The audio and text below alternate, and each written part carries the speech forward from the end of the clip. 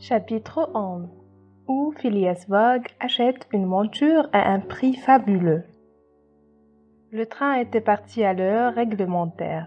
Il emportait un certain nombre de voyageurs, quelques officiers, des fonctionnaires civils et des négociants en opium et en indigo, que leur commerce appelait dans la partie orientale de la péninsule. Passepartout occupait le même compartiment que son maître. Un troisième voyageur se trouvait placé dans le coin opposé. C'était le brigadier général Sir Francis Cromarty, l'un des partenaires de M. Fogg pendant la traversée de Suisse à Bombay, qui rejoignait ses troupes cantonnées auprès de Bénarès. Sir Francis Cromarty, grand, blanc, âgé de 50 ans environ, qui s'était fort distingué pendant la dernière révolte des Sipahis, eut véritablement mérité la qualification d'indigène. Depuis son jeune âge, il habitait l'Inde et n'avait fait que de rares apparitions dans son pays natal. C'était un homme instruit qui aurait volontiers donné des renseignements sur les coutumes, l'histoire, l'organisation du pays hindou, si Phileas Fogg eût été homme à les demander. Mais ce gentleman ne demandait rien et ne voyageait pas. Il décrivait une circonférence. C'était un corps grave, parcourant une orbite autour du globe terrestre, suivant les lois de la mécanique rationnelle. En ce moment, il refaisait dans son esprit le calcul des heures dépensées depuis son départ de Londres. Et il se fut frotté les mains. Celui était dans sa nature de faire un mouvement inutile. Sir Francis Cromarty n'était pas sans avoir reconnu l'originalité de son compagnon de route, bien qu'il ne l'eût étudié que les cartes à la main et entre deux robes. Elle était donc fondée à se demander si un cœur humain battait sous cette froide enveloppe. Si Phileas Fogg avait une âme sensible aux beautés de la nature, aux aspirations morales, pour lui, cela faisait question. De tous les originaux que le brigadier général avait rencontrés, aucun n'était comparable à ce produit des sciences exactes. Phileas Fogg n'avait point caché à Sir Francis Cromarty son projet de voyage autour du monde, ni dans quelles conditions il l'opérait. Le brigadier général ne vit dans ce pari qu'une excentrique sans but utile et à laquelle manquerait nécessairement le transire binifaciano qui doit guider tout homme raisonnable. Au train dont marchait le bizarre gentleman, il passerait évidemment sans rien faire, ni pour lui, ni pour les autres. 1 heure après avoir quitté Bombay, le train, franchissant les viaducs, avait traversé l'île Salcette et courait sur le continent.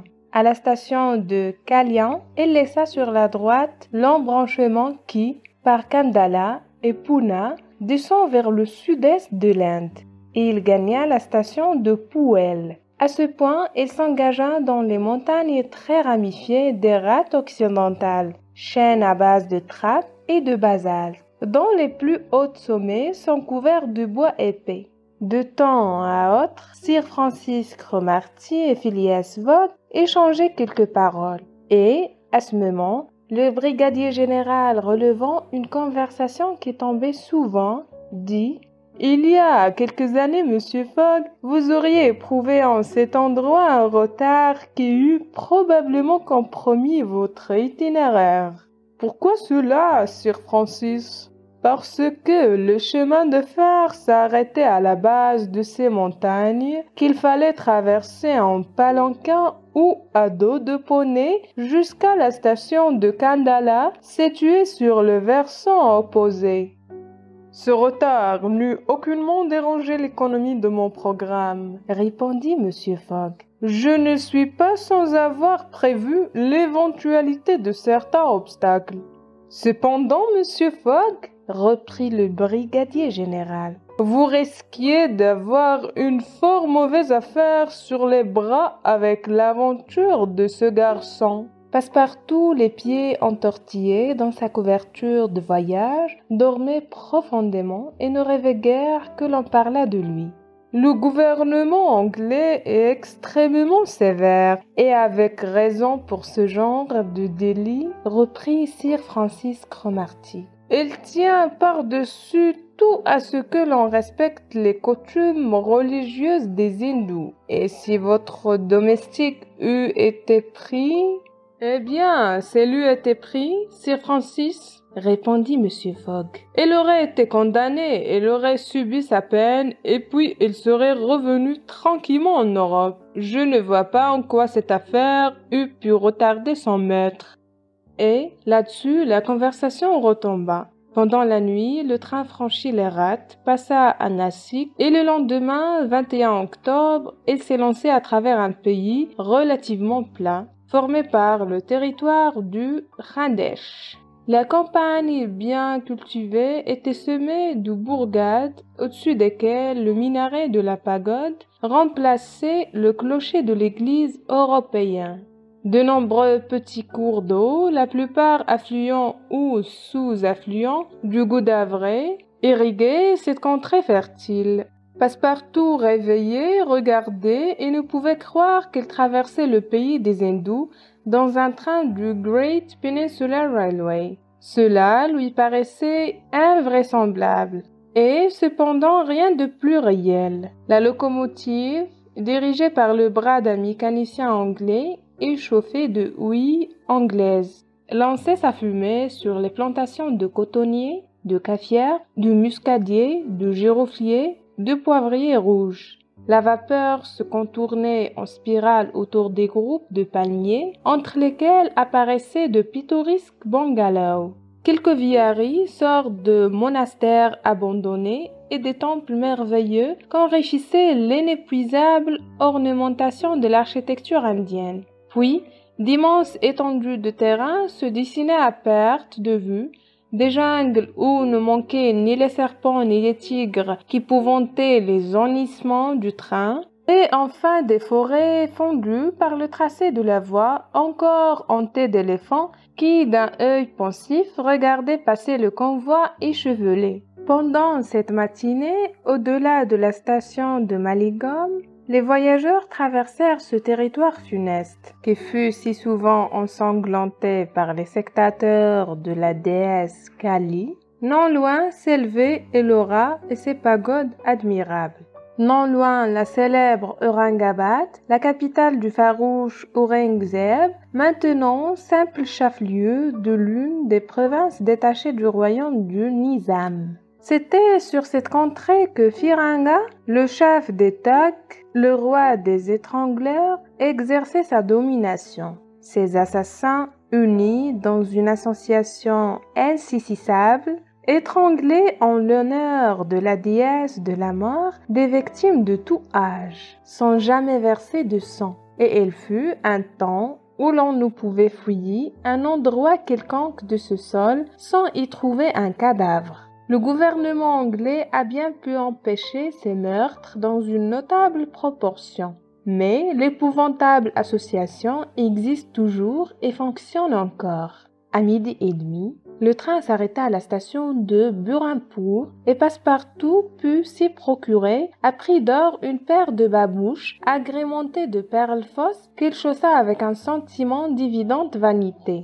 Les voyageurs déjeunèrent rapidement et repartirent pour la station d'Assurghur après avoir un instant côtoyé la rive du Tapti, petit fleuve qui va se jeter dans le golfe de Cambaï près de Surat.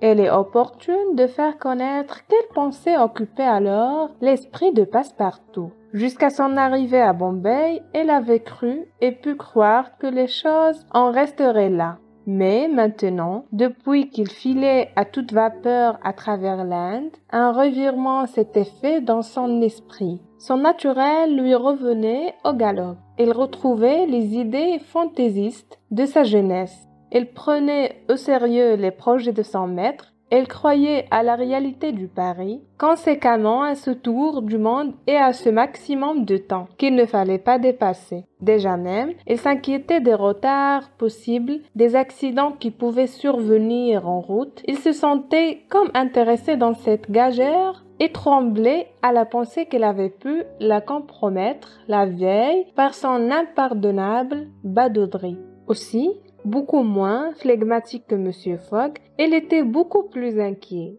Il comptait et recomptait les jours écoulés, maudissait les haltes du train, l'accusait de lenteur et blâmait in petto M. Fogg de n'avoir pas promis une prime aux mécaniciens. Il ne savait pas, le brave garçon, que ce qui était possible sur un paquebot ne l'était plus sur un chemin de fer, dont la vitesse est réglementée. Vers le soir, on s'engagea dans les défilés des montagnes du Sudpour, qui séparent le territoire de Randesh de celui du Bundelkund.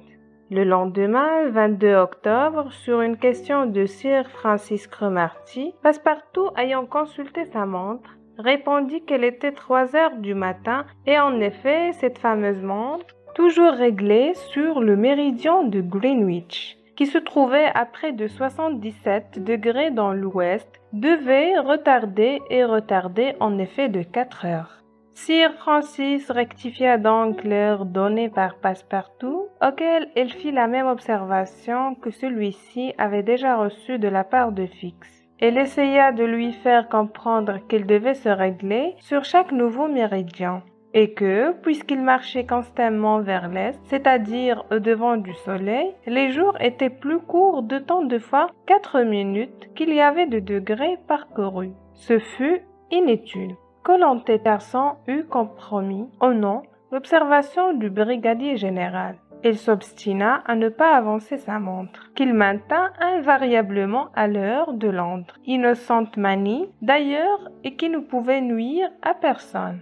À 8 heures du matin et à 15 miles en avant de la station de Rothal, le train s'arrêta au milieu d'une vaste clairière, bordée de quelques bungalows et de cabanes d'ouvriers. Le conducteur du train passa devant la ligne des wagons en disant « Les voyageurs descendent d'ici ». Phileas Fogg regarda Sir Francis Cromarty, qui parut ne rien comprendre à cette halte au milieu d'une forêt de tamarins et de hailours.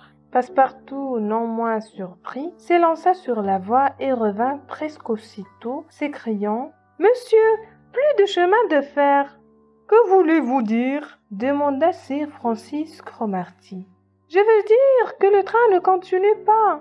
Le brigadier général descendit aussitôt des wagons. Phileas Fogg le suivit, sans se presser. Tous deux s'adressèrent au conducteur. « Où sommes-nous » demanda Sir Francis Cromarty. « Au hameau de Holby » répondit le conducteur. « Nous nous arrêtons ici.